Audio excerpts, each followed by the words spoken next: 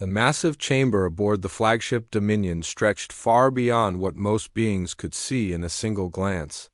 Representatives from 47 different species sat in their designated sections, each group maintaining the careful distance their biology and politics demanded.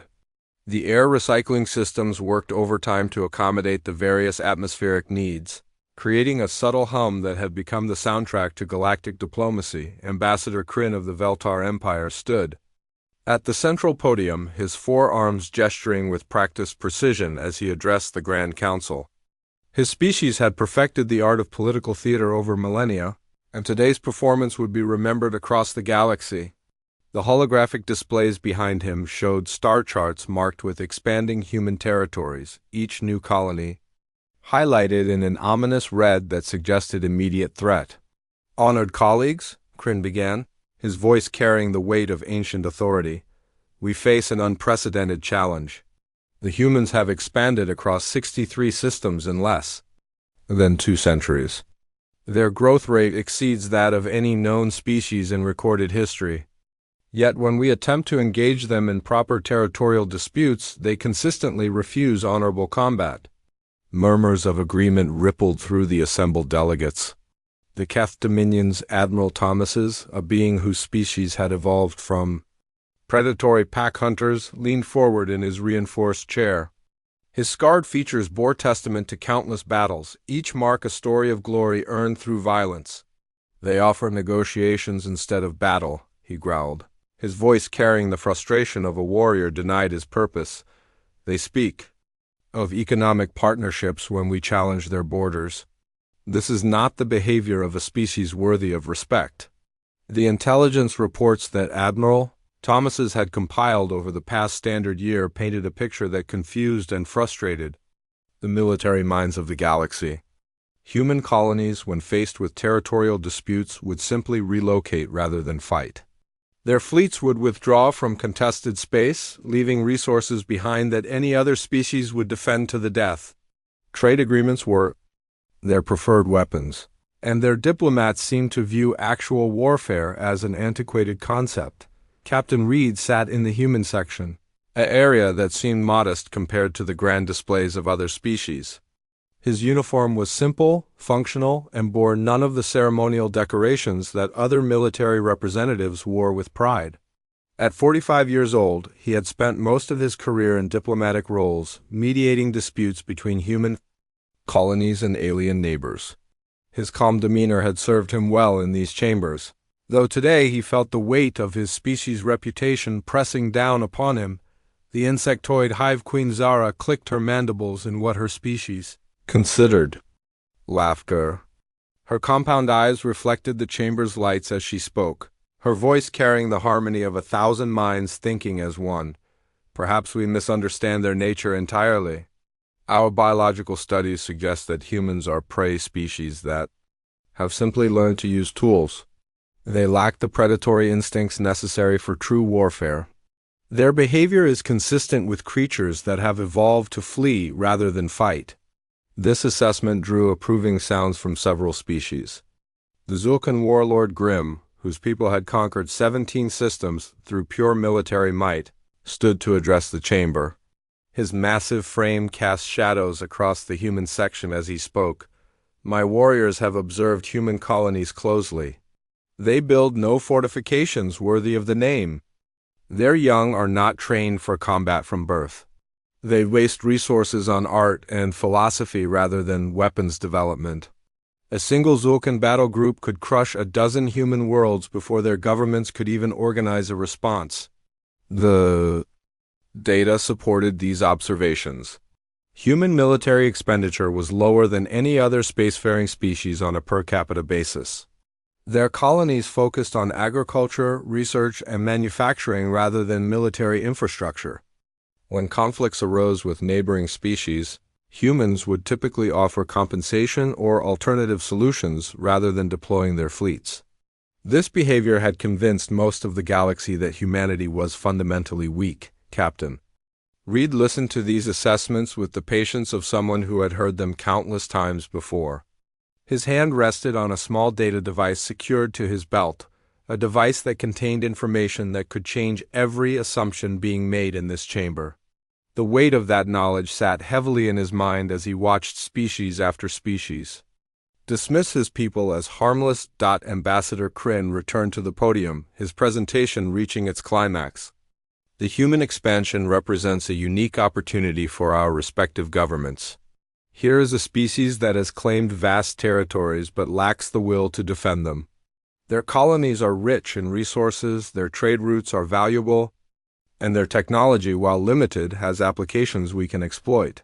I propose that we divide human space among ourselves, taking what we need while offering them the protection they clearly cannot provide for themselves. The proposal was met with enthusiasm from most delegates. The Keth Dominion saw opportunities for territorial expansion. The Hive Queen recognized the value of human agricultural worlds. The Zulkan warlord viewed human colonies as training grounds for their warriors. Even the more peaceful species saw benefits in acquiring human technology and resources through what they considered justified conquest. Throughout this discussion, Captain Reed remained silent. He had attended dozens of such meetings over his career, watching as various species made plans for his people's future without truly understanding what they were dealing with. The irony was not lost on him that the very traits these aliens interpreted as weakness were actually signs of humanity's greatest strength. As the session concluded and delegates began making territorial claims on human space, Captain Reed's fingers traced the edges of the data device. The information it contained had been classified at the highest levels of human government for good reason. No alien species had ever seen the complete historical archives of Earth. They knew humans as peaceful colonists and skilled diplomats, but they had never witnessed the full scope of human capability when truly threatened.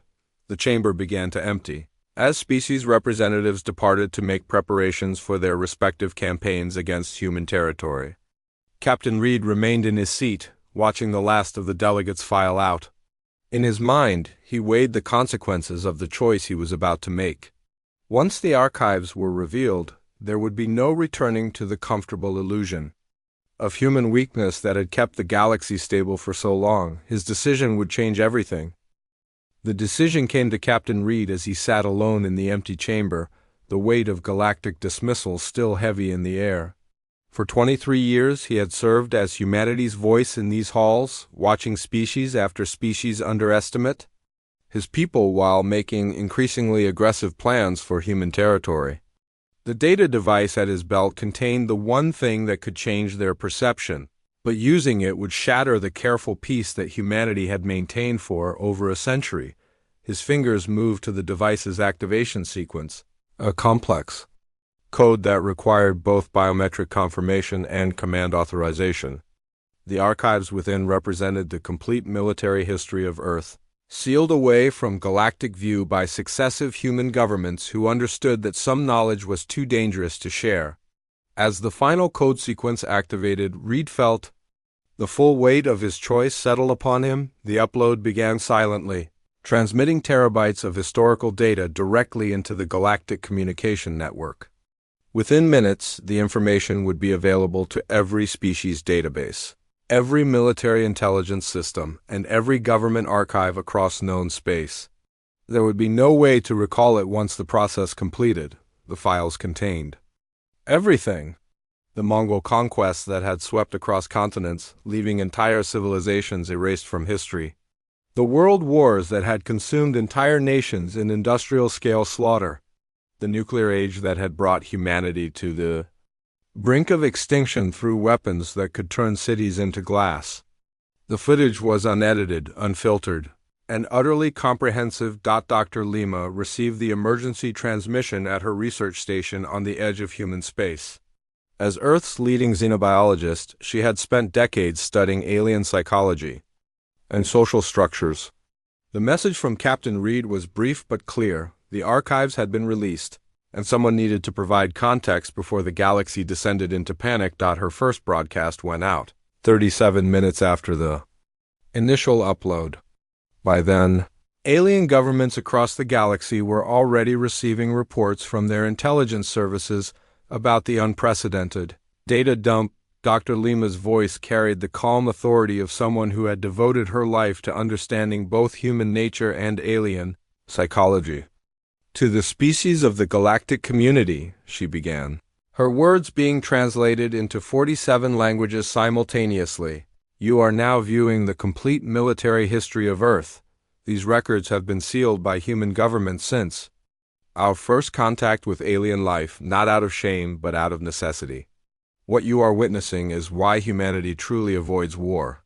The footage spoke for itself.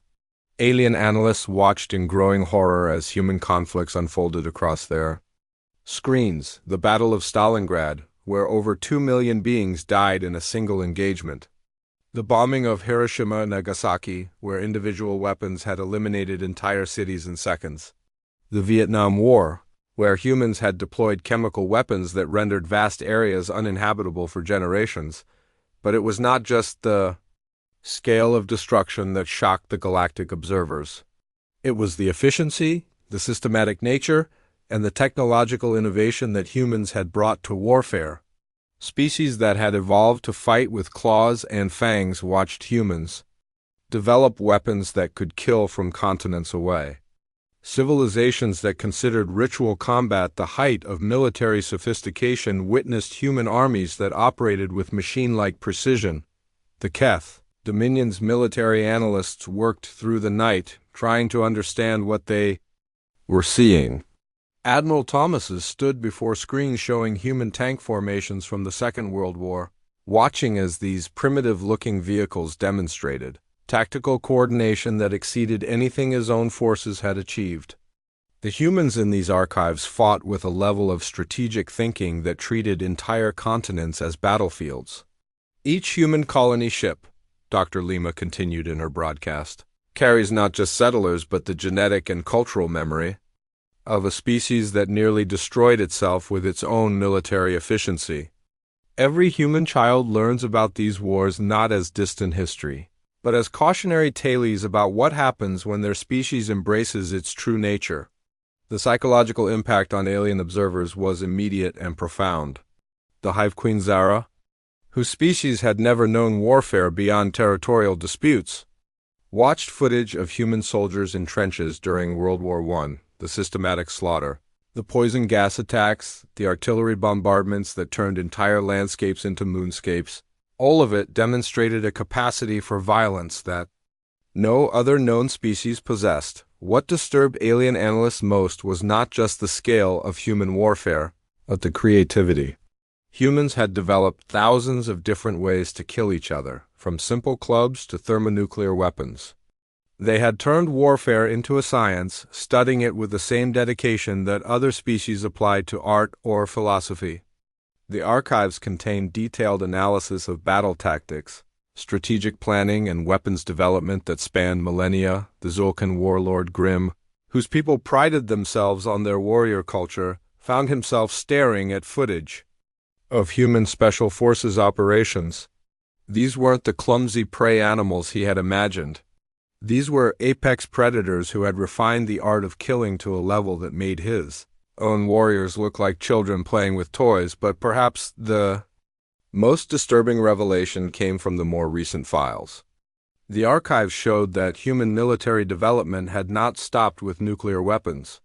They had continued advancing, creating weapon systems that could crack planets, biological agents that could eliminate entire biospheres, and strategic doctrines that treated star systems as tactical units. Dr. Lima's final words in her broadcast carried a weight that resonated across the galaxy. Humanity's peaceful expansion was never about inability to wage war. It was about having perfected warfare so completely that we abandoned it out of necessity. Every human colony represents not weakness, but restraint. We have chosen not to fight because we understand the true cost of victory. The implications were staggering. If humans had been capable of this level of warfare centuries ago, what were they capable of now? The same species that had nearly destroyed themselves with primitive nuclear weapons now possessed technology that could traverse interstellar space. The same minds that had devised strategies for global conquest now had access to an entire galaxy. The archives finished uploading to databases across known space. A new understanding began to emerge.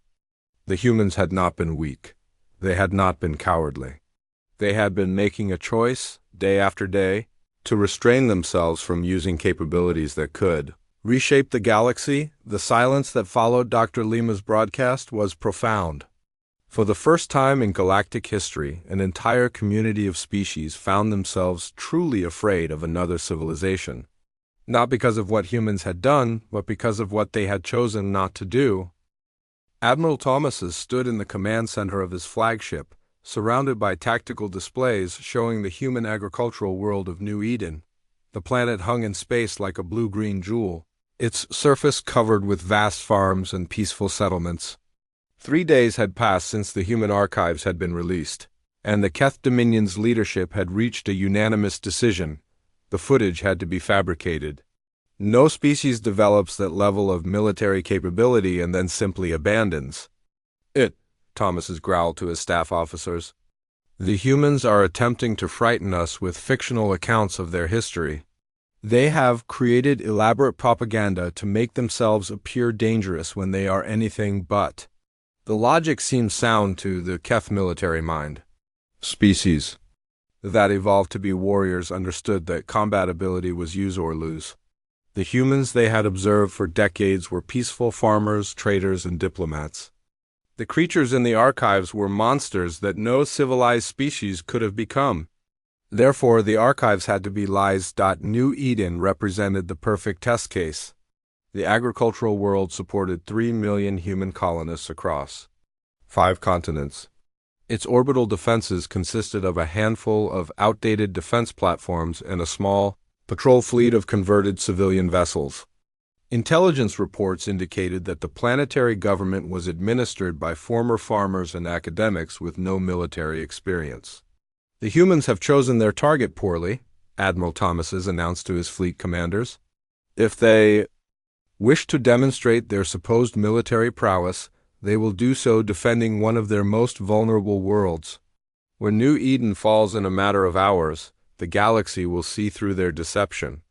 The Keth assault fleet consisted of 200 warships, including 12 heavy cruisers and 43 battle destroyers.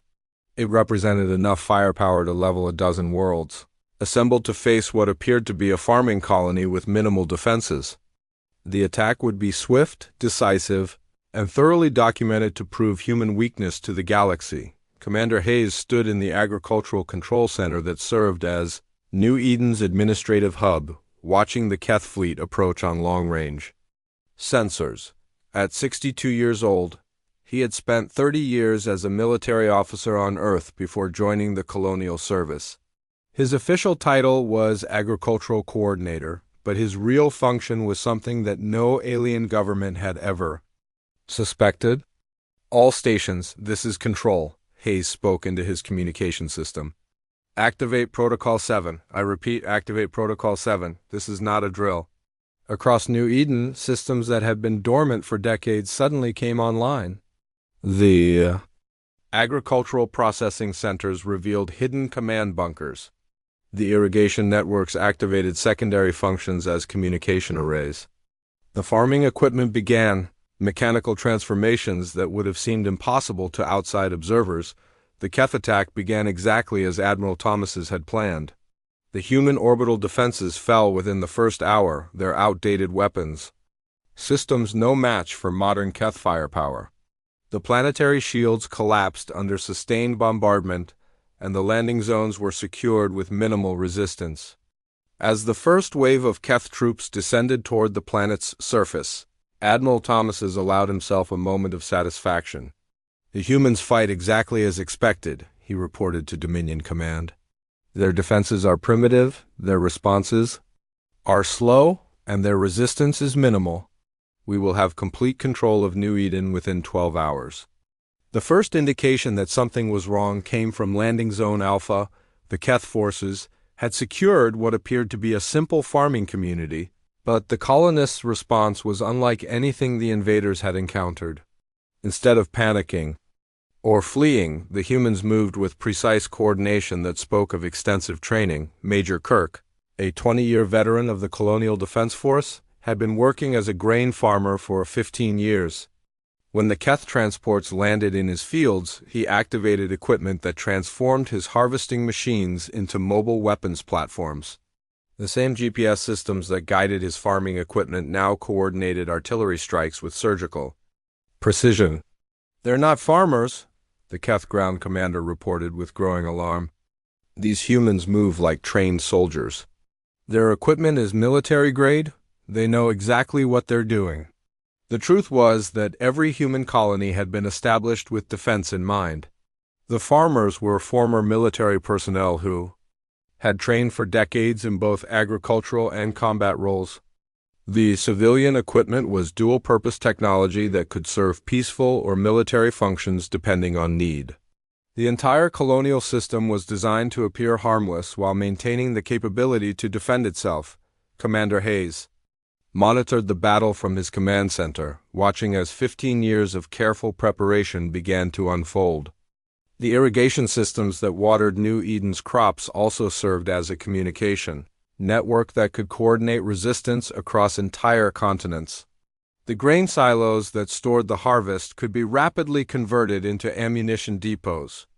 The transportation network that moved agricultural products could deploy defensive resources with military efficiency.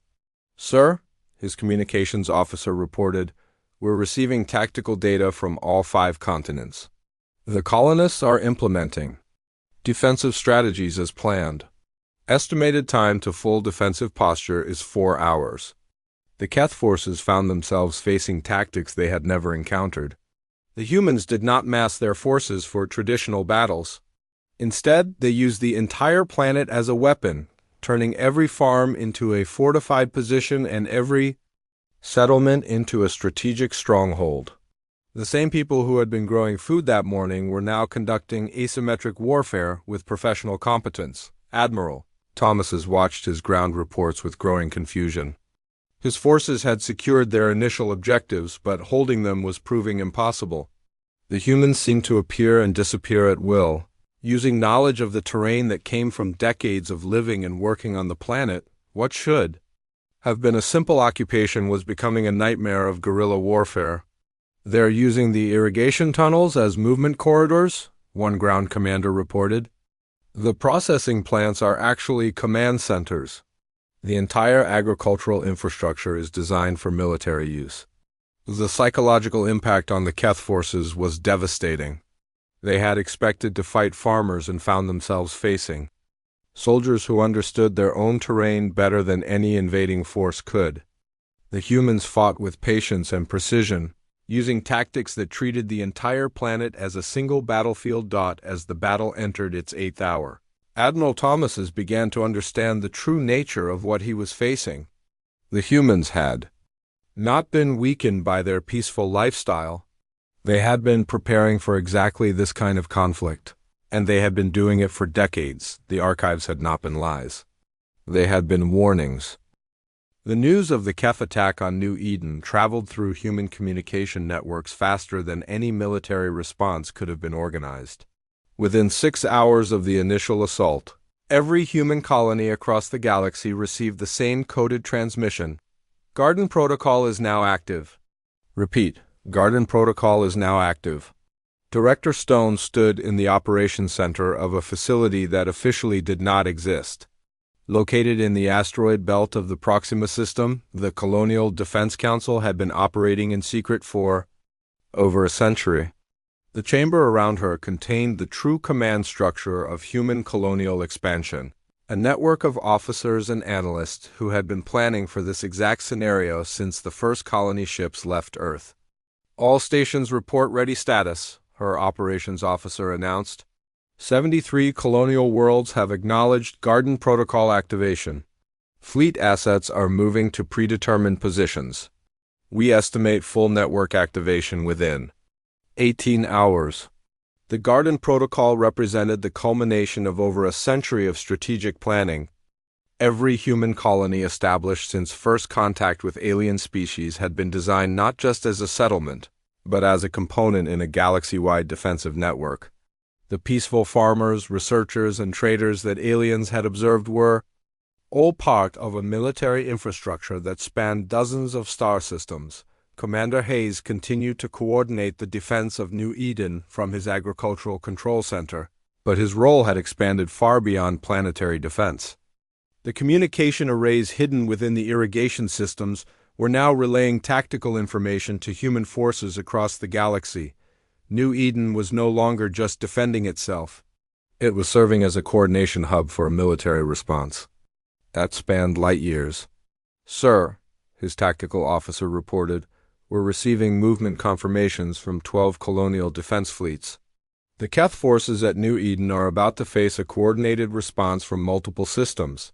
The first indication that the situation had changed came when Admiral Thomas's detected new starship signatures on his long-range sensors.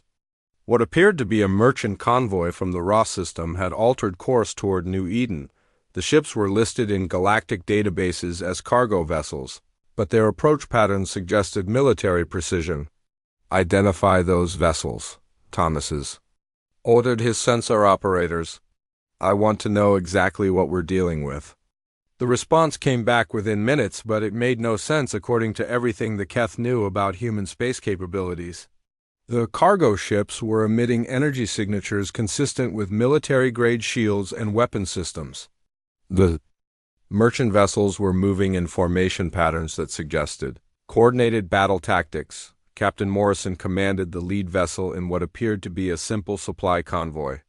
His ship was officially registered as a grain transport, and for 15 years it had served exactly that function. The hold was designed to carry agricultural products between human colonies, and the crew was trained in civilian transportation procedures. But the same hold that carried grain could also deploy battle-ready fighters, and the same crew that managed cargo operations could coordinate military strikes. "This is Captain Morrison of the merchant vessel Harvest Moon," he transmitted to the Keth fleet. "You are engaged in hostile action against a human colony. Withdraw immediately or face defensive action." Admiral Thomas's studied the transmission with growing confusion. The merchant captain was addressing a fleet of 200 warships as if he possessed some form of military authority. The audacity would have been laughable if not for the fact that more merchant vessels were appearing on sensors throughout the system. "Sir," his sensor operator reported with obvious concern, "we're detecting 43 additional civilian vessels approaching from multiple vectors. They're all emitting signatures consistent with military-grade equipment." The truth was that humanity's merchant fleet had been designed from the beginning to serve dual purposes. The same ships that transported goods between colonies could be rapidly converted to military vessels when needed. The trade routes that connected human settlements were also strategic corridors that could be used for coordinated defense. Director Stone watched the tactical display from her command center, seeing the first phase of Garden Protocol unfold exactly as planned. The Keth attack on New Eden had triggered a response that would demonstrate humanity's true capabilities to the galaxy. After over a century of peaceful expansion, the humans were finally showing their hand. "Phase 2 is now active," she announced to her staff. "All colonial defense stations are to reveal their true capabilities. It's time the galaxy understood what we've been building all these years." Across human space, installations that had appeared to be simple research stations or communication relays began to transform.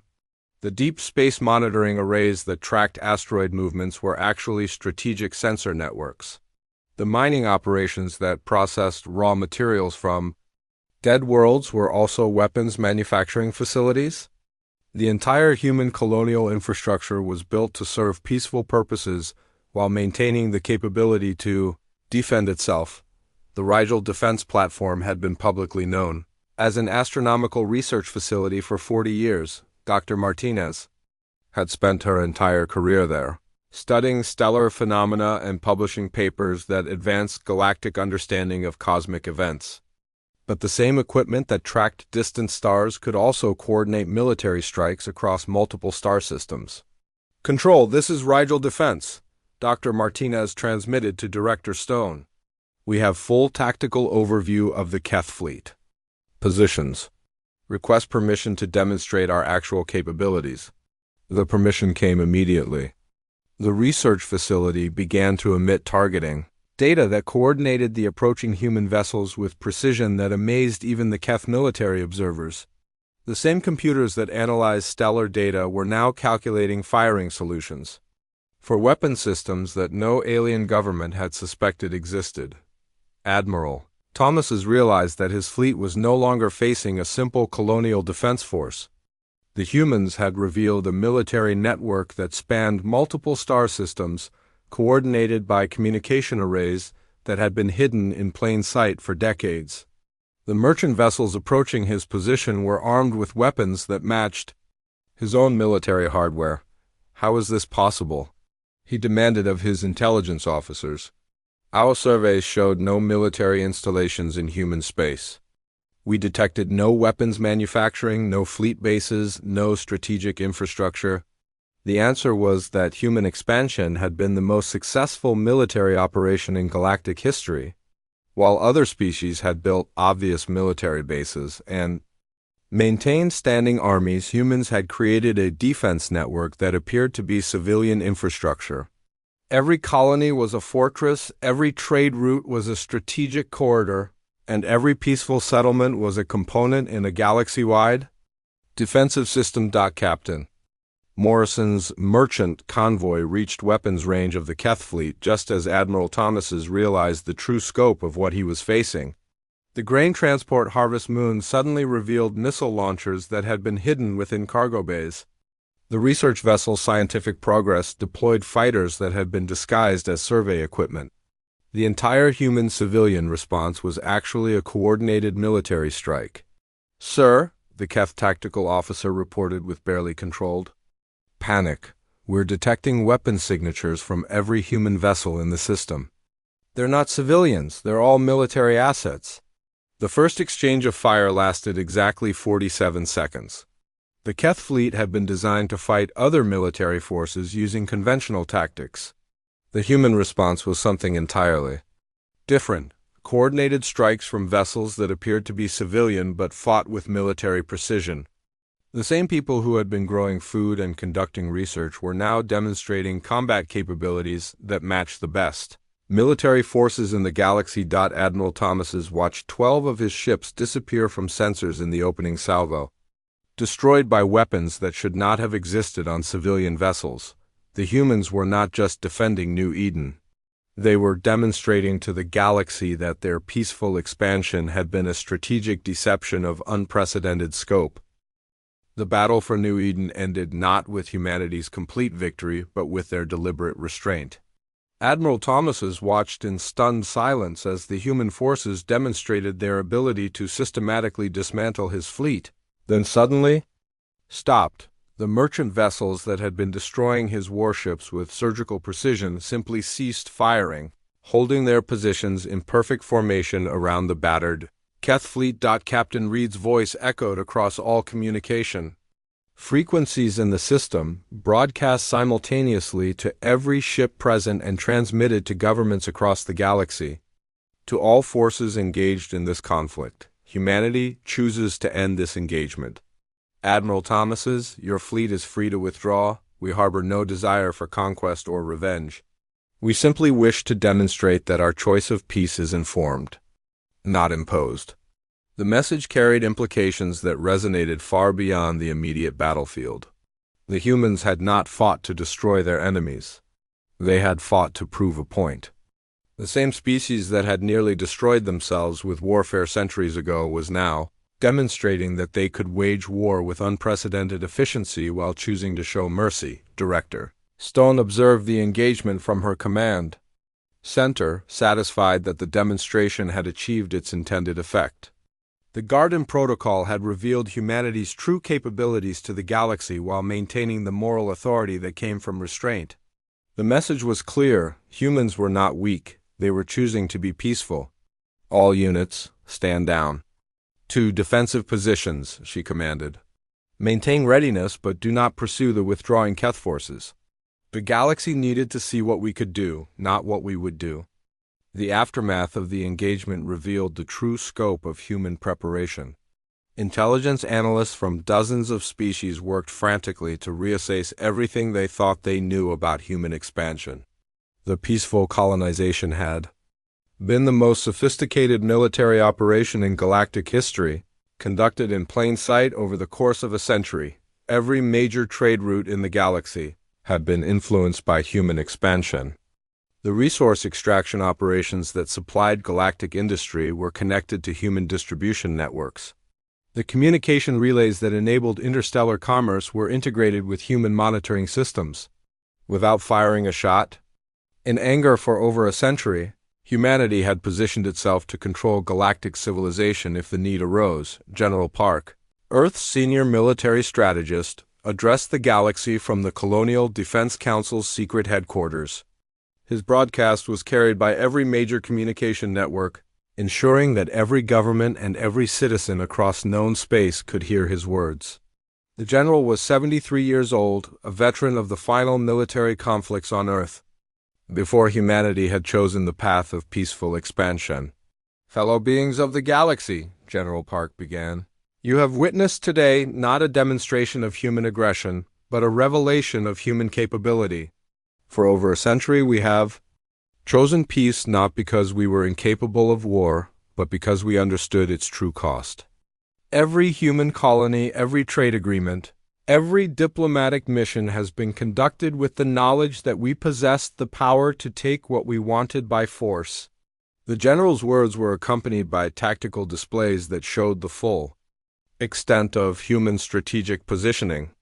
The agricultural worlds that fed galactic trade were connected by supply lines that could be converted to military logistics networks. The research stations that advanced scientific knowledge were equipped with manufacturing capabilities that could produce weapons of unprecedented sophistication. The merchant fleet that connected human settlements could transform into a military force that rivaled any in the galaxy. "Our greatest weapon," General Park continued, "was never our technology or our tactics. It was our ability to think in terms of centuries rather than battles. While other species fought for territory, we built the infrastructure for galactic governance.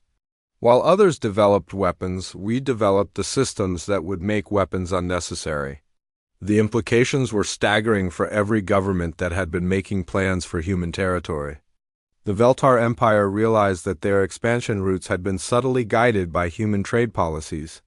The Hive Queen understood that her agricultural supplies were controlled by human distribution networks. Zulkan Dominion discovered that their warrior culture had been supplied by human industrial capacity. Ambassador Kryn stood before the reassembled Grand Council, his forearms trembling as he addressed delegates who could no longer meet his eyes. The chamber that had been filled with confident predictions of easy conquest now held the silence of species that had discovered they were not the apex predators they had believed themselves to be. "The humans have played a game that none of us understood," Kryn admitted. "They have spent a century positioning themselves not as conquerors, but as the foundation upon which galactic civilization rests. They do not need to threaten us with military force because they have become essential to our survival." The economic analysis revealed the true genius of human expansion. The species that had been dismissed as weak traders had become the central nervous system of galactic commerce. The food that fed alien populations, the materials that built alien cities, the communication networks that connected alien governments, all of it flowed through systems that humans had quietly, patiently, carefully constructed. Dr. Lima provided the final context in her broadcast to the galaxy. Humanity's avoidance of war was never about weakness. It was about having transcended the need for traditional conquest. Why fight for territory when you can build the systems that make territory valuable? Why wage war when you can create the infrastructure that makes war unnecessary? The revelation transformed galactic politics overnight. Species that had been planning human conquest suddenly found themselves dependent on human systems for their basic needs.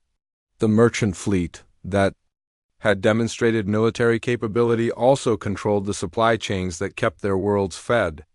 The communication networks that had revealed human coordination also carried the data that enabled their governments to function. Captain Reed returned to the Grand Council chambers, but the atmosphere had changed completely. The representatives, who had dismissed human concerns with casual arrogance, now listened with respectful attention when he spoke. The species that had been making territorial claims on human space now sought assurances that their existing trade relationships would continue. The choice remains yours, Captain Reed addressed the assembled delegates. Humanity has demonstrated that we possess the capability to reshape galactic civilization by force. We have also demonstrated that we choose not to use that capability. Our expansion will continue as it has for the past century, through cooperation, trade, and mutual benefit. But it will continue with the understanding that our restraint is a choice, not a limitation. The final session of the Grand Council ended with a unanimous resolution that no government had expected to vote for. The human territories would remain under human control, with full recognition of their sovereignty and their right to continue expanding. The species that had been planning conquest were now requesting trade agreements and defense partnerships. As the delegates departed, the galaxy had a new understanding of humanity's place in the cosmic order. They were not the strongest species, nor the most technologically advanced, nor the most militarily powerful. They were something far more dangerous. They were the species that had learned to win without fighting, to conquer without violence, and to dominate without oppression. The humans returned to their peaceful activities, their colonies resuming their agricultural and research functions as if nothing had changed. But across the galaxy, every government now understood that humanity's greatest victory had been convincing their enemies that they were not enemies at all. The species that had mastered warfare had transcended it, becoming something that no military force could defeat, truly indispensable.